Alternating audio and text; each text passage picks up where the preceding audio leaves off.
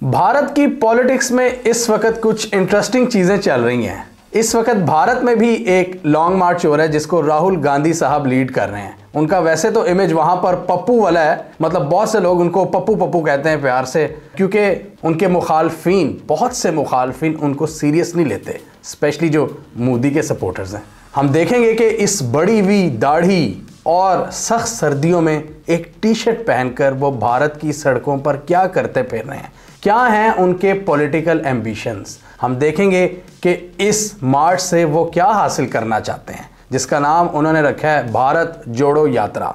24 घंटा हिंदू मुस्लिम हिंदू मुस्लिम हिंदू मुस्लिम हिंदू मुस्लिम हिंदू मुस्लिम, ये सच्चाई नहीं है भाइयों बहनों। मैं चला हूं कन्याकुमारी से यहां तक, ये सच्चाई नहीं है। हम देखेंगे कि क्या ये जो मार्च है पॉलिटिकली मोदी गवर्नमेंट को सीरियसली चैलेंज कर सकता है या नहीं। क्या वो मोदी सरकार को चैलेंज करने में कामयाब हो जाएंगे या पप्पू वाला जो उनका इमेज है वो फिर भी बरकरार ही रहेगा। हम देखेंगे कि अब तक क्या डेवलपमेंट हुई है, क्या गेन्स उन्होंने हासिल किए हैं। इस वीडियो के बाद इंशाल्लाह भारत की पॉलिटिक्स की जो मौजूदा सूरत हाल है उसको समझने में हमें बहुत ज़्यादा मदद मिलेगी।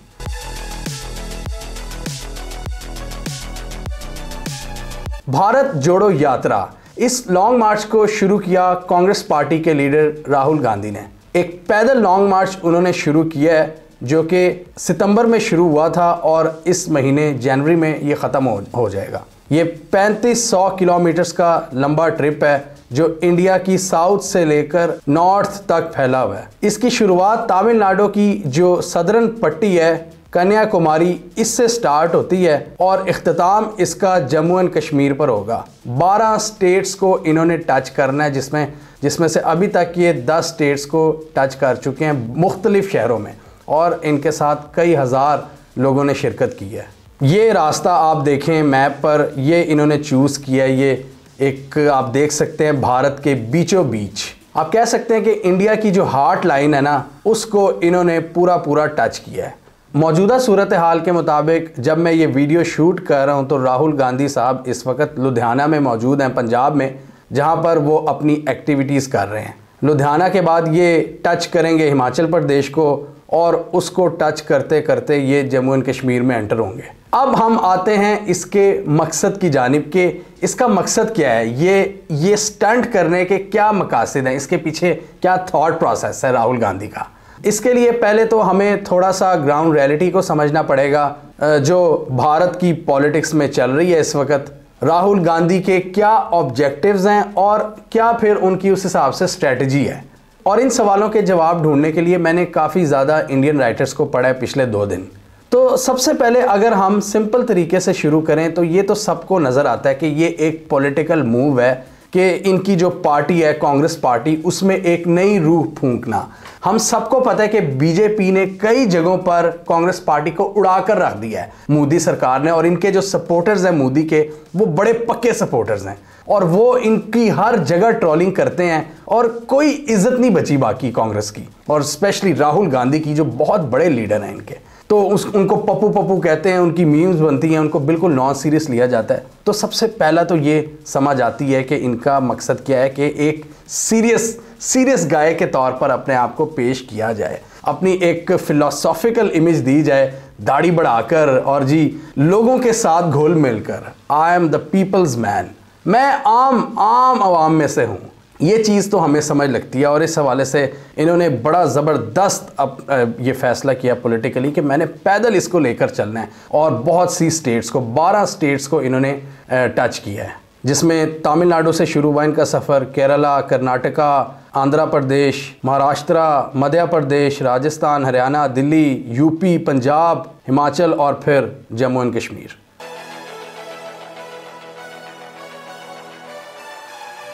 अब ये जो ऑब्जेक्टिव है कि पॉलिटिकली अपने आप को रीवैम्प किया जाए, इसके लिए ये क्या स्ट्रेटजी अपना रहे हैं। पहले राहुल गांधी क्या किया करते थे कि तकरीरों में मोदी की बैशिंग करते थे। मोदी स्पेसिफिक उनकी तकरीरें होती थी, मोदी चोर है, चौकीदार चोर है, और इस तरह के ये करप्शन करते हैं, इन्होंने मुल्क में बहुत ज़्यादा तफरीक पैदा कर दी है और ब्ला ब्ला। अब ये अपना नैरेटिव है उसमें थोड़ी सी जिद्दत लेकर आए हैं, थोड़ी सी इनोवेशन लेकर आए हैं। और ये काफ़ी स्मार्ट मूव्स हैं इनके, जो हम अब अभी आगे देखेंगे कि क्या क्या छक्के मार रहे हैं राहुल गांधी साहब। और बहुत ही अग्रेसिव किस्म के अटैक्स इन्होंने शुरू कर दिए हैं। इनका जो मेन इस वक्त जो चल रहा है ना, जो मेन नैरेटिव है पूरी इस कैंपेन का, भारत जोड़ो यात्रा का, वो ये है कि हम जोड़ने की सियासत कर रहे हैं। मोदी और बीजेपी तोड़ने की सियासत करते हैं और हम जोड़ने की। वो नफरत की बात करते हैं, हम मोहब्बत की बात करते हैं। वो डिवाइड करते हैं, हम यूनाइट करते हैं। वो हिंदू मुस्लिम तफरीक की बात करते हैं, हम दिलों को जोड़ने की बात करते हैं। ये इनकी बड़ी ज़बरदस्त स्ट्रैटेजी है। कम्युनल हेट, वो उसको ओपनली डिनाउंस करते हैं। आपके नफरत के बाजार में मोहब्बत की दुकान खोल रहा हूं। इस यात्रा ने नफरत को मिटाने का काम किया है। और कहते हैं कि इंडिया में कांग्रेस ही वो पार्टी है जो पूरे मुल्क को दोबारा यूनाइट कर सकती है। ये जो कम्युनल हेट, पोलराइजेशन जो इतनी ज़्यादा फैला दी है मोदी सरकार ने, जिसमें कोई शक नहीं है, वो कहते हैं कि इसको हम ठीक करेंगे। It's all about being United. और इस पूरी डिवाइड का वो जितना भी दोष है वो ऑब्वियसली बीजेपी सरकार को देते हैं। अब इसमें इन्होंने दो मजीद बड़े पंगे ले लिए हैं। तो आप देख रहे हैं कि वो बाइनरीज में खेल रहे हैं, जैसे होता है ना 1 और 0, hate love, divide unity, secularism versus communal hate. और साथ ही वो ये भी कह रहे हैं कि ये एक नॉन पॉलिटिकल मार्च है। ये जो हमारी यात्रा है, ये इसका मकसद पावर हासिल करना नहीं है, या ये कोई पॉलिटिकल मूव के लिए नहीं है, ये हम सिर्फ भारत के लिए कर रहे हैं। वो ये कहते हैं कि इसमें हमारे प्योर, हमारी जो इंटेंशंस हैं वो प्योर हैं, सिर्फ और सिर्फ कि भारत में यूनिटी आ जाए। कहते वो ये हैं, आम आदमी वर्सेस अदानी अंबानी। इसके अलावा वो जॉबलेसनेस की भी बात करते हैं, वो करप्शन की भी बात कर रहे हैं। और इस वक्त जो माशी चैलेंजेस हैं सारी दुनिया पे ही आए हैं इस वक्त, सिर्फ पाकिस्तान की बुरे हालात नहीं, हर जगह पर ही बुरे हालात हैं, तो वो उसको भी फिर यूज़ कर रहे हैं। और फिर वो चाइना वाला एलिमेंट भी ला रहे हैं कि चाइना गलवान में क्या कर रहा है। अब मज़े की बात क्या हो रही है कि पहले उनकी जो तनकीद होती थी वो ज़्यादातर मोदी बेस्ड होती थी। अब उन्होंने ज़्यादा बड़े पंगे लेने शुरू कर दिए हैं। और उसमें दो जो आजकल की मॉडर्न दुनिया में जो दो बड़े पावर कॉरिडोर्स हैं ना, उनको भी लताड़ना शुरू कर दिया है। और उन दो बड़े पावर कॉरिडोर्स में एक तो आपके जो बड़े बड़े बिजनेसमैन हैं और दूसरा मीडिया। अब वो मीडिया पर ये कहते हैं कि ये जितनी भी मोदी सरकार की डिवाइड एंड हेट की पॉलिटिक्स है, इसमें ये मीडिया को यूज़ करते हैं। मेन स्ट्रीम मीडिया इनका पपेट है, जो गोदी मीडिया, उसको भी वो लताड़ रहे हैं। कह रहे हैं इनका मीडिया ना हो तो इनका नैरेटिव ही फेल हो जाए। मगर ये एक और काम करते हैं, इनके जो चैनल हैं ये भी नफरत फैलाने का काम करते हैं। पहले वो आपके ध्यान को इधर करता है, आपके ध्यान को लेकर उधर ले जाता है। 24 घंटा हिंदू मुस्लिम हिंदू मुस्लिम हिंदू मुस्लिम। और फिर जो भी आपका पैसा है, किसानों का, मजदूरों का, आपके एयरपोर्ट, आपके पोर्ट, आपकी सड़कें, सीधा किसके जेब में? इनके मालिक के जेब में। इनको कौन चलाते हैं? नाम बताओ। देखो सब जानते हैं, ये नरेंद्र मोदी जी की सरकार नहीं है, ये अंबानी अदानी की सरकार है। और दूसरा वो फिर बात करते हैं जो बिलियनर्स मोदी के दोस्त हैं। हमने इस वीडियो में बात की थी गौतम अदानी की, कि वो किस तरह दुनिया के तीसरे अमीर तरीन, बल्कि दूसरे अमीर तरीन शख्स बन गए। तो वो ये भी साथ नारा लगा रहे हैं कि आम आदमी वर्सेस अदानी अंबानी। तो ये एक काफ़ी बहुत ही इंटरेस्टिंग चीज़ है कि राहुल गांधी इस टाइम बड़े बड़ों से पंगा ले चुके हैं अपने नैरेटिव में। अपने नैरेटिव में मोदी के अलावा इन लोगों को भी रगड़ा जा रहा है।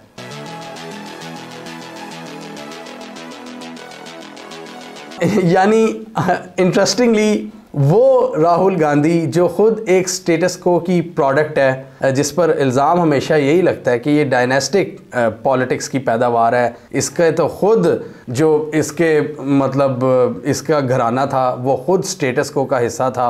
अब वो किस तरह एंटी स्टेटस को बात कर रहा है। लेकिन हकीकत ये है कि पूरी दुनिया में अगर हम नज़र दौड़ाएं तो जो पुरानी स्टेटस को की पार्टीज़ थी उनको भी अब चैलेंज करने वाले आ चुके हैं। तो अब एक नया स्टेटस को उसने जन्म ले लिया है। तो जो पुराने स्टेटस को के लोग थे अब अब वो कह रहे हैं कि जी हम आजकल के स्टेटस को चैलेंज करते हैं। जैसे ये इंडिया इसकी बड़ी आइडियल एग्जांपल है कि हमेशा से ही इनके ख़ानदान की हुकूमत रही है। ये बनाने वालों में से थे इंडिया, मतलब फाउंडिंग फादर्स में से थे। तो इनसे बड़ी इस्टेब्लिशमेंट कौन हो सकती थी। लेकिन अब वो ये कह रहे हैं कि ये जो गठजोड़ है ना, RSS backed BJP government plus businessman plus media, ये एक नई पावरफुल स्टेटस को बन गई है जो कि एंटी पीपल है। तो अब वो अपने आप को कह रहे हैं कि मैं हूं अवामी लीडर, ये लोग अवामी नहीं हैं, ये ऊपर है, ऊपर वाले लोग हैं, अब हम आपके साथ वाले लोग हैं। इसलिए इतनी ज़्यादा अग्रेसिव किस्म की आप इनकी वो देख रहे हैं हरकतें, बहुत ही अग्रेसिव कैंपेन।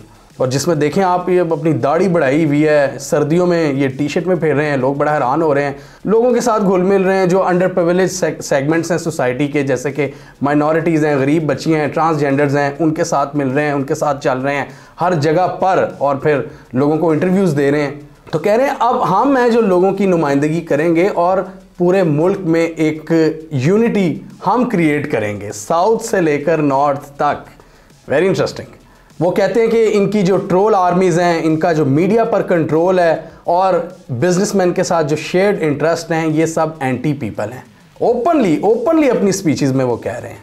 अभी पंजाब में भी इन्होंने बड़ी ऑप्टिक्स का इस्तेमाल किया, गोल्डन टेंपल गए, हालांकि ये वही गोल्डन टेंपल है जहां पर इन्हीं की जो पार्टी थी कांग्रेस दौर में बड़े 80s की अगर बात करें तो बड़े मसले हुए थे 70s 80s में सिखों के साथ इनके, तो उस वक्त कांग्रेस की हुकूमत थी। तो इंदिरा गांधी पर बड़ा इल्ज़ाम जाता है कि इन्होंने सिखों के साथ बहुत ज़्यादा बिगाड़ी। तो वहाँ पर ये गए, वहाँ पर इन्होंने पूरा अपना गेटअप वो सिखों वाला कर लिया।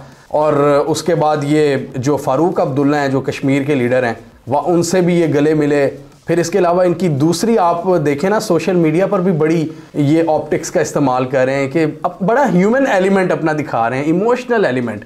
अपनी बहन को वो प्यार कर रहे थे कि देखो जी, लोग कहें कि कितना अच्छा इंसान है ये, कितना मासूम एक इंसान है। तो बेसिकली राहुल गांधी पूरे भारत को ये बताने की कोशिश कर रहे हैं कि मैं अब वो पप्पू नहीं रहा, मैं आम आदमी हूँ, मैं आप लोगों में से हूँ और आपके मसाइल मैं हल करूँगा। और जो पास्ट की हमेशा से इन पर तनकीद होती रही है कि ये तो एक बड़े प्रिविलेज्ड, एक अमीर ख़ानदान का बच्चा है जो लोगों से बहुत दूर है, जो लोगों से रिलेट नहीं कर सकता।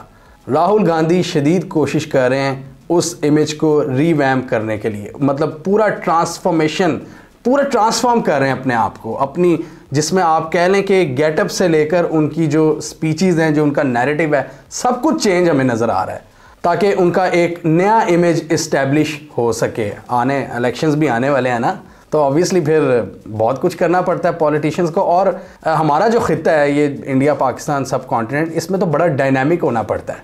और अगर आप डायनामिक होते हैं तो बड़ा फ़ायदा होता है आपको, आपकी जो इलेक्शंस हैं उसमें वोटर्स के जहन में ये बातें रह जाती हैं। हमने देखा मोदी के पास भी बड़े टैक्टिक्स हैं कि किस तरह अपनी इमेज को बेहतर करना है। तो अब सीरियसली कोई टक्कर दी है मोदी को किसी ने, और ये राहुल गांधी ने ये जो पूरा ये जो कैंपेन चलाई है, मैं इससे इम्प्रेस हूँ कम अज़ कम। अब जैसे इंडिया पाकिस्तान की जो अवाम है वो दोनों इस बात पर तो मुत्तफ़िक हैं कि राहुल गांधी और बिलावल भुट्टो एक ही जैसे हैं, मतलब ये अमीर ज़ादे हैं, इनको अवाम की प्रॉब्लम्स का नहीं पता, ये बड़े प्रिविलेज लोग हैं।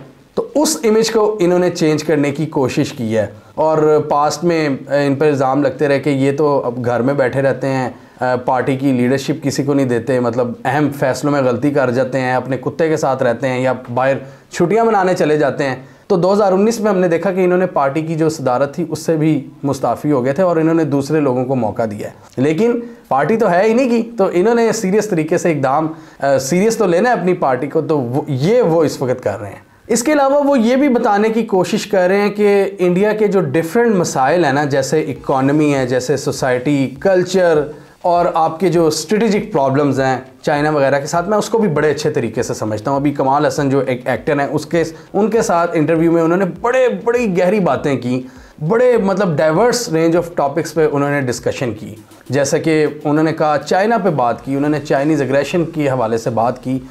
उन्होंने यहाँ पे बड़ी इंटरेस्टिंग बात की कि वेस्ट चाइना को नहीं रोक सकता, ये हम भारतीय हैं, इंडियंस चाइना को रोक सकते हैं। चाइनीज़ एडवांस है या चाइना की जो तरक्की है उसके सामने सिर्फ भारतीय खड़े हो सकते हैं। और इसके अलावा उन्होंने बात की क्रिप्टो की, इकोनॉमी की, एक्सपोर्ट्स बढ़ाने की, फॉरेन पॉलिसी की, साउथ इंडिया की, फिर मूवीज़ की, हर तरह से, और बड़ा फिलोसॉफिकली उन्होंने हर चीज़ को एड्रेस किया। अब आजकल का जो दौर है ना, ये एक डिजिटल एज है, इंफॉर्मेशन एज है, इंफॉर्मेशन का आना कोई बड़ी बात नहीं है। तो नज़र यही आ रहा है कि राहुल गांधी की जो इस वक्त पीआर या जो मीडिया टीम है ना, वो बड़ी तगड़ी है, वो बड़े ज़बरदस्त मशवरे उनको दे रही है कि इस तरह के मतलब आपने थोड़ा डायनामिक होना है, लोगों में जाना है और फिर थोड़ी फ़िलॉसफी झाड़नी है और फिर हर टॉपिक को आपने टच करना है। तो इन्फॉर्मेशन तो हर कोई ले सकता है, अब उस पर अमल कितना करता है कौन, वो तो फिर वक्त ही बताता है। और ये वक्त ही बताएगा ये जो सारी चीज़ें कर रहे हैं राहुल गांधी, ये प्रैक्टिकलिटी में उसको किस हद तक लेकर जाते हैं, ये देखने वाली चीज़ होगी। और ये भी देखने वाली चीज़ होगी कि क्या ये इनका जो पॉलिटिकल स्टंट है, क्या इस पॉलिटिकल जो इनका मूव है, क्या इनको इलेक्शंस में मदद दे सकता है या नहीं। चाइना के हवाले से हमने देखा उनका एक कांस्टेंट क्रिटिसिज्म रहा है मोदी सरकार पर कि जी ये तो कई हज़ार स्क्वायर किलोमीटर्स जो एरिया है वो चाइना को कंसीड कर चुकी है, सरेंडर कर चुकी है मोदी सरकार। और इस पर मैं कमेंट सेक्शन में नीचे देख रहा था कि ऑब्वियसली ज़्यादातर जो सपोर्टर्स हैं वो मोदी के होते हैं, फिर ट्रोल आर्मीज़ भी हैं जो बड़ा ट्रोल करती हैं इनको, राहुल गांधी को। उन्होंने इसको उड़ाकर रख दिया। वो ये कह रहे थे कि देखो जी तुम्हारे जो थे ग्रैंडफादर नेहरू, उन्होंने तो सारा मतलब अक्साई चीन दे दिया चाइना को, तो तुम कौन होते हो चाइनीज़ एग्रेशन पर बोलने वाले, चुप करके बैठ जाओ। तो कमेंट सेक्शन में मुझे ज़्यादा सपोर्ट नज़र नहीं आई राहुल गांधी की। लेकिन राहुल गांधी हम देखते हैं कि वो अपनी ट्विटर पोस्टों में और इंटरव्यूज़ में चाइना के हवाले से बड़ी सख्त तनकीद करते हैं मोदी सरकार पर कि गालवान में इन्होंने बहुत कुछ कंसीड कर दिया चाइनीज़ को। और उन्होंने कहा कि ये चुप बैठने वाली बात नहीं है कि कल को वो हमारे घर तक आ जाएंगे और तब भी ये चुप बैठे रहेंगे। अब सवाल ये पैदा होता है कि क्या बीजेपी की जो सरकार है, मोदी सरकार, क्या वो इस पॉलिटिकल मूव से थ्रेटन फील करेगी, क्या उनको कुछ चैलेंज फील होगा। अगर अभी की बात करें तो अभी तो शायद ना हो, लेकिन ये एक हकीकत है कि इस वक्त भारत में सिर्फ एक ही पार्टी है जो कि मोदी सरकार को और बीजेपी को चैलेंज कर सकती है, और वो है कांग्रेस। ये जिस तरह के बोल्ड नारे और बोल्ड स्पीचेस कर रहे हैं वो सिर्फ इन्हीं का काम है, और कोई नेड़े नहीं लगता बीजेपी के। तो ये इन्हीं की है, क्योंकि इनकी पास्ट एक लेगेसी है, मतलब एक पूरी 1947 के बाद तब की ही ये पार्टी बड़ी पावर में है। वो अलग बात है कि जब क्या मोदी आया इन्होंने बहुत ज़्यादा इसको वीक किया कांग्रेस को। हालांकि कांग्रेस वो पार्टी थी जिसके अंडर हमने अपनी आंखों से देखा है कि इंडिया ने किस तरह राइज़ किया मनमोहन के दौर में। लेकिन बहुत से भारतीय उस सारी तरक्की का क्रेडिट मोदी को देना चाहते हैं, और यही वो पार्टी है जो इनको चैलेंज कर सकती है। अभी शायद इनको फील ना हो, लेकिन ये पॉलिटिकल मूव जो है वो डेफिनेटली इनको फ़ायदा पहुंचाएगा। अगर हम रेटिंग्स की बात करें, सबसे पहले तो हम देखते हैं कि 2019 में इनको कितने वोट पड़े। डबल वोट पड़ा था बीजेपी को कांग्रेस से। कांग्रेस को तकरीबन 18 या 19% पड़ा था पूरे मुल्क में से, और बीजेपी को तकरीबन 37%, यानी डबल आप कह लें। और इस वक्त की अगर इनकी जो लोकसभा है वहाँ सीट्स की बात करें तो 300 बीजेपी की हैं और सिर्फ 50 इनके पास हैं। और सिर्फ 3 स्टेट्स में कांग्रेस की हुकूमत है, जिसमें से छत्तीसगढ़, हिमाचल प्रदेश और राजस्थान, यानी बड़ी बड़ी स्टेट्स में ये चैलेंज करने की एबिलिटी रखती है। और इस भारत जोड़ो यात्रा के बाद इनकी जो रेटिंग्स हैं उनमें काफ़ी ज़्यादा बेहतरी आई है। कर्नाटका की बात करें तो ये 39% से 58% पे पहुंच गई है इनकी रेटिंग्स। मध्य प्रदेश में 45% से इनकी रेटिंग्स पहुंच गई है 56%। और इसी तरह तेलंगाना में इनकी जो पॉपुलैरिटी थी वो 34% से 55% हो गई है। राजस्थान में ये 32 से 40% पे आ गए हैं। और भी कुछ स्टेट्स में इम्प्रूवमेंट हुई है इस लॉन्ग मार्च के बाद। देखना ये है कि जो जनरल इलेक्शंस करीब आ रहे हैं भारत में, उनमें ये किस हद तक मोदी लेड बीजेपी गवर्नमेंट को चैलेंज कर सकते हैं, मतलब अपनी गवर्नमेंट बना सकते हैं। इस वक्त तो बहुत एक मुश्किल टास्क लग रहा है, क्योंकि मोदी की जो पॉपुलैरिटी है, मोदी सरकार की पॉपुलैरिटी वो बहुत तगड़ी है। प्लस वो उनके सिस्टम में भी बड़े पक्के उन्होंने पंजे गाड़ लिए हैं। पिछले 8 साल से वो सेटअप का हिस्सा है मोदी सरकार, तो वो वहाँ पर भी इनको शदीद चैलेंज का सामना करना पड़ेगा कांग्रेस को। इस यात्रा से ये किसी हद तक अपनी इमेज को बेहतर तो कर सकते हैं, लेकिन क्या ये इलेक्शन जीत सकते हैं, ये तो आप लोग ही हमें कमेंट सेक्शन में बता सकते हैं। स्पेशली जो इंडिया से लोग देख रहे हैं, आप लोगों के ख्याल में कितनी बेहतरी आएगी इस मूव के बाद कांग्रेस में, या आपके ख्याल में ये सिर्फ एक इमेज की हद तक ही था, ये सिर्फ एक थिएट्रिक्स थी, या सिर्फ एक एक्टिविटी थी एक जैसे पाकिस्तान में इल्ज़ाम लगता है ना इमरान खान पर कि जी इमरान खान तो सिर्फ जलसे और धरने जुलूस ही करता है और कोई ख़ास उसकी मतलब वोट बैंक नहीं है। मतलब ये बातें पहले होती थी, अब तो वो भी साबित हो गया कि इमरान खान को वोट भी पड़ता है। पंजाब में आप देख लें। तो अब सवाल ये पैदा होता है कि भारत में क्या सिचुएशन है। जो स्पेशली मैं भारत के लोगों से रिक्वेस्ट करूँगा कि वो कॉमेंट सेक्शन में मज़ीद हमें इन्फॉर्म्ड जो उनकी ओपिनियन है उससे हमें आगाह करें। आपके ख्याल में भारत जोड़ो यात्रा कांग्रेस पार्टी और स्पेशली राहुल गांधी के लिए एक बहुत बड़ा बूस्टर साबित होगी इस हद तक कि वो इलेक्शन जीत जाएं? कमेंट कीजिए। इसके अलावा हमारा यूट्यूब चैनल सब्सक्राइब कर लें, साथ ही वो बेल आइकन भी दबा लें ताकि वो स्टोरीज दुनिया भर से पाकिस्तान से जिनकी मेन स्ट्रीम मीडिया पर प्रॉपर कवरेज नहीं होती हमारे प्लेटफॉर्म के थ्रू आप तक टाइम पर पहुंच जाएं।